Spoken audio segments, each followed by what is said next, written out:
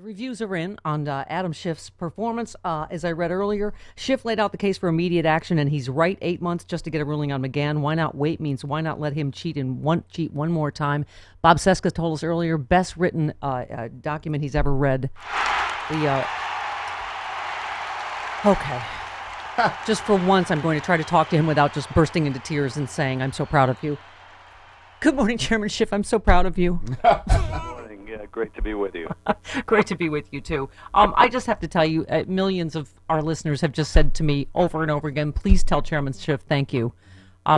Some days it feels like you're the only thing standing, between us and losing our democracy. So once again, thank you. Well, I really appreciate that, and the well wishes of your listeners mean a lot to me. There's no way I could do this work without a fabulous team of members and colleagues, incredible staff, but also the support of people like yourself all over the country. I don't know how you do it. I've got to say, I've said over and over since I've been lucky enough to spend time with you, you are the same. I know I was talking to Patty on your staff that said you're the same to, you're fantastic to your staff. You're calm, you're centered. It seems like you were made for this moment in time to sit there next to Devin Nunes and the like. And the president, just including up to last night, disparaging you, calling you stupid nicknames. And by the way, I have stood next to you many times. Your neck is fantastic and of the absolute correct size. Yes. I appreciate that very much. Yes. Well, one of my favorite Twitter responses to the hearings was someone who said, "I now know what to say when my mother is giving me the usual advice. I will listen to her patiently, and then I will say, I thank the gentlewoman for her remarks." And also, you've made it iconic. You will absent yourself. Mr. Chairman, where do we start? So there's been, by the way, I know that Lawrence Tribe, Harvard Law, has been, consulting with you guys because there's obviously so many legal opinions and so many, I'm sure, backseat drivers for you in terms of, how come there's only 2 articles? Is it too narrow? Professor Tribe said, by charging a constitutional crime even more serious and sweeping than garden variety bribery, the House isn't just avoiding a distracting legalistic fight over labels, it's making the gravest accusation possible short of treason, total betrayal of the Constitution and his oath. So clearly you did what you did for a reason. Explain that. And there is, as you imagine, a wide variety of misconduct of the president that is alarming, and that we had to analyze and make a decision about what charges, what articles to bring. We wanted to bring those that were the most immediate, posed the gravest danger to the country, and in this case, it was the president's continued efforts to seek foreign help in a U.S. election, to interfere with our election, to prejudice our election, to cheat in an election. And that's the heart of the Ukraine matter, where the president withheld hundreds of millions of dollars of military assistance to an ally at war with Russia, withheld a White House meeting, important diplomatic support, in order to get Ukraine to interfere in our election on his behalf, and the campaign to cover it up, which is covered by the second article on obstruction.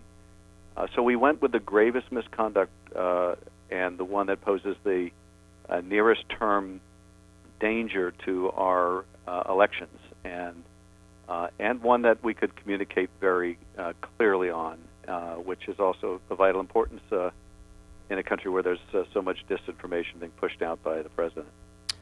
Actively, yes, and Republicans, even though they have been briefed that they are parroting, Russian disinformation campaign, up to and including the Attorney General of the United States yesterday. I have to get your reaction to what we just saw yesterday with Attorney General Barr saying he doesn't know anything about Ukraine, hasn't looked into it. Yeah. Yeah, this is why his performance yesterday is exactly why I've been saying for a very long time that he's the second most dangerous man in the country after the president. And I think he's really destroying the independence of the Justice Department. I spent almost 6 years in that department. I venerate that department, and it just kills me to see what he's doing to it. He is the president's personal lawyer. At least that's how he views his job. It shouldn't be, but that's how he views his job. The president got his Roy Cohn after all. And so here you have this independent Inspector General report that found that political bias did not result in the opening of this investigation. It was properly opened. It was properly carried out. And yes, there were abuses in the FISA process. But even then, it didn't find that that political bias was responsible for those mistakes in the FISA process. So it debunks the whole, they were spying on the Trump campaign. The Inspector General said that's not true. The investigation was begun for political reasons. That wasn't true. They were planting spies in the campaign. All that stuff was debunked, and then the Attorney General, I'm sure at the President's urging, had to go out and say that he disagrees with his own Inspector General. It's unprecedented, and similarly for him to be unwilling to push back against this Russian propaganda on the same day the Russian Foreign Minister is in the Oval Office, which is another just, flagrant sign of the times where our ally, the President of Ukraine, can't get his foot in the door of the White House. But there's Lavrov, again, having a wonderful time with our President. And that tells you everything you need to know about today's GOP. It is not the GOP of Ronald Reagan that was willing to stand up to Russia, but it's one that walks hand in hand with Vladimir Putin. Well, as you tweeted, Trump's meeting with Russia's foreign minister in the Oval Office again. Adversaries invited in, allies locked out. Last time they laughed about Trump's firing of Comey. Today they can celebrate the success of Russian propaganda. What was your reaction to seeing us allow him to spread Russian disinformation with no pushback on United States soil? He absolutely stood there and said Russia had nothing to do with this. Pompeo stood there stone-faced. Trump, of course, claims he brought up election interference, told him not to do it. Lavrov contradicted him on American soil. We let him do that. Where are we, Chairman Schiff? This must even surprise you some days. Well, I go back and forth between being shocked on the one hand and not at all surprised on the other, because this is how this administration conducts itself. But as I was mentioning in that tweet, the last time Lavrov, I think it was the last time, at least the last time we know about, was in the Oval Office. They were celebrating, essentially lauding the firing of the director of the FBI, who had been investigating Russia's interference in our election. And the president was telling the Russians, that he thought the FBI director was a nut job, and that this was going to help lift the pressure of the Russia investigation. He's telling this to the Russians. It's like a treasonous Groundhog Day, right? There he is disparaging Chris Wray right on the day of the Lavrov meeting. Exactly. Yeah. There we are again. It is exactly like Groundhog Day. And bear in mind something that Putin said very recently, which is, thank God they're finally talking about Ukraine interfering in the U.S. elections, not Russia. Yes. Complete victory of Russian propaganda. And to see my colleagues in the House and now my colleagues in the Senate push out these Russian talking points. And why are they doing it? Why are they pushing out this Russian talking point about Ukraine allegedly interfering in the 2016 election when that is so clearly not the case and so clearly advances Russian interests? Because they believe it advances the president's interest too. As Speaker Pelosi says, all roads lead to Putin, which, by the way, that leads me to this question, because I know a lot of people, the backseat drivers you've heard are like, there was so much wrongdoing in the Mueller investigation. Like, why aren't we using that? It was interesting. Joyce White, tweeted this morning, I read this portion of Article 2 as a reference that permits House managers to introduce evidence of the obstruction of justice set forth in the Mueller report during the impeachment trial. And it reads, these actions were consistent with President Trump's previous efforts to undermine United States government investigations into foreign interference in United States elections. Go ahead. There's language in both articles referencing this pattern. Because it's not charged, obstruction of justice wasn't charged, doesn't require us to prove it, but it does allow us to introduce evidence of similar conduct, a pattern of behavior. I should be sure to point out to your listeners that the investigation, the follow-up to the Mueller report on obstruction of justice continues. That work continues. We continue to litigate to get Don McGahn to come in and testify. So we have not ended that part of our investigation, but we didn't feel that we should wait until we had concluded that, wait until we got Don McGahn. It took us 8 months to get even a first court ruling to move forward on the far more pressing matter, which was the president's continuing efforts to get foreign nations to intervene in our elections. So that work's going to go on, but at the same time, we're not going to let him do nothing and allow him to cheat in another election. Thank you. That was so smart what you said, Yeah. Chairman. And I feel compelled to ask you a random question that a random person that called my show asked, because I know you enjoy that. But they wanted to know about inherent contempt, which I know a lot of people have actually talked about, legal experts. That why didn't you use that, and would that speed getting these fact witnesses? It is something that we have considered, and for your listeners, inherent contempt was something Congress used up until the 1930s. It hasn't been used since, where you could send out the Senate or the House Sergeant at Arms to literally arrest someone. You could try them in the House and hold them in contempt and imprison them until they complied. I don't think people feel that we could reopen or reestablish a jail in the Capitol. But what we did look at is, could we hold them in contempt of the House, criminal contempt, inherent contempt, that is, and then fine them every day until they complied. And while we still explore that idea, the limitation with it is Congress doesn't have the ability to garnish someone's wages. We would have to go to court to do that.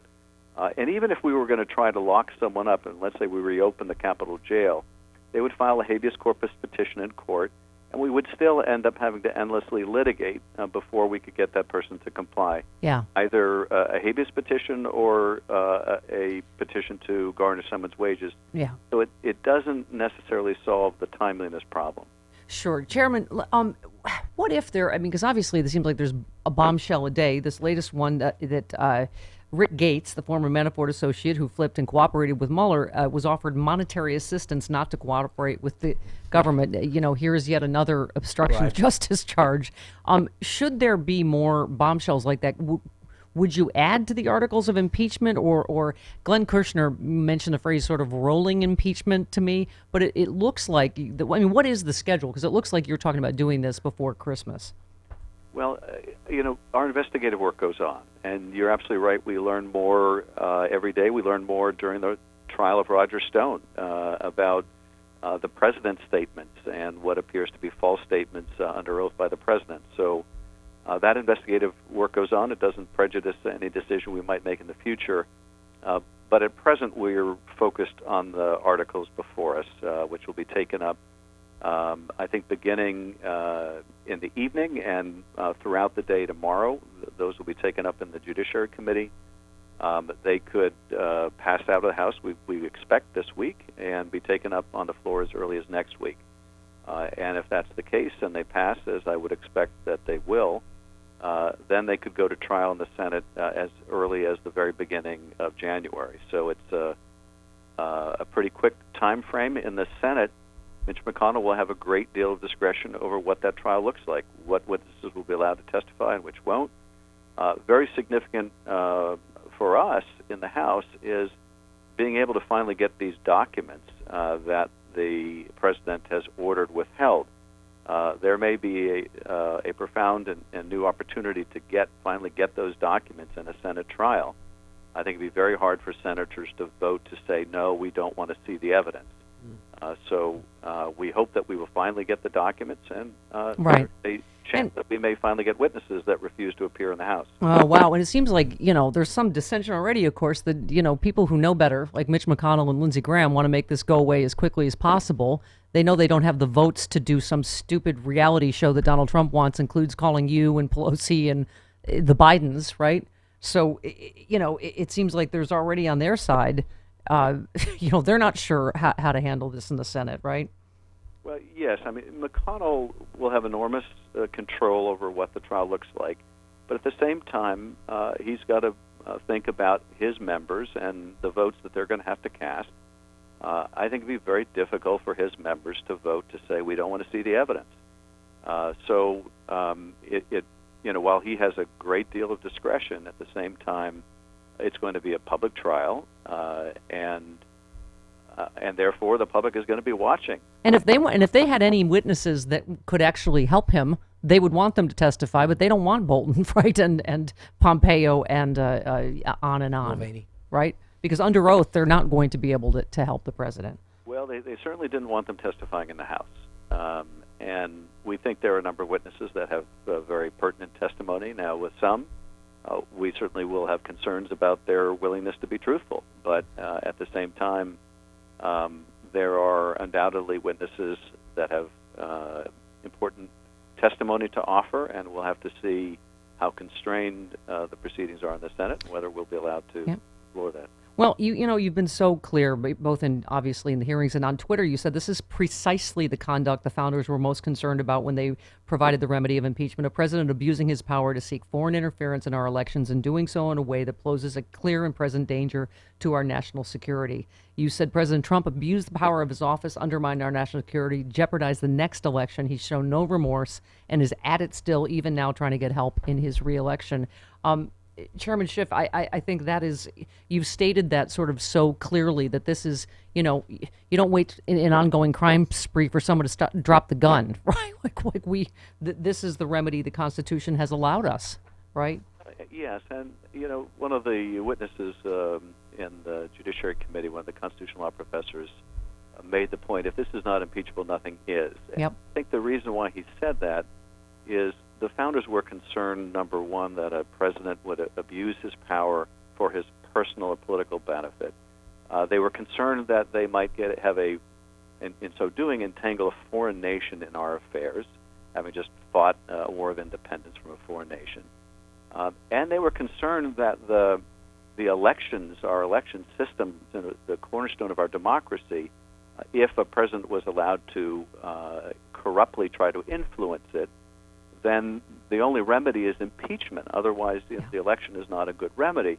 And so where you have all those ingredients, abuse of power for personal benefit, foreign interference, as well as a threat to the ordinary remedy of elections, we have all three of those things present. That is exactly the trifecta of what the papers were concerned. Thank you. We're running short on time, Chairman, but absolutely, as I keep saying, it's one story, Russia and Ukraine, because he did the exact same thing, except this time with the power of the presidency and taxpayer money. That's exactly right. And as by the way, your just steadfastness, as you said, the White House said they wanted open hearings, not closed. Then they didn't want those either. Mm-hmm. Then they said they wanted to participate in the proceedings. Now they say they don't. All they really want is to hide the president's serious misconduct. It is not working. I mean, we're down to the Collins saying the room's too cold, his chair's too hard.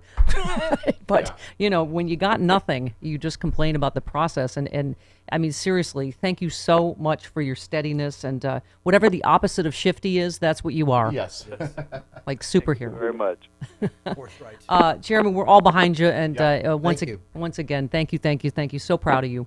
Well, thank you. Great talking with you, and it's always a pleasure to be on the station that dubbed me the Smooth Jazz Congressman. That's right. And you remain the Smooth Jazz Congressman, although now you were Smooth Jazz Chairman. Yes.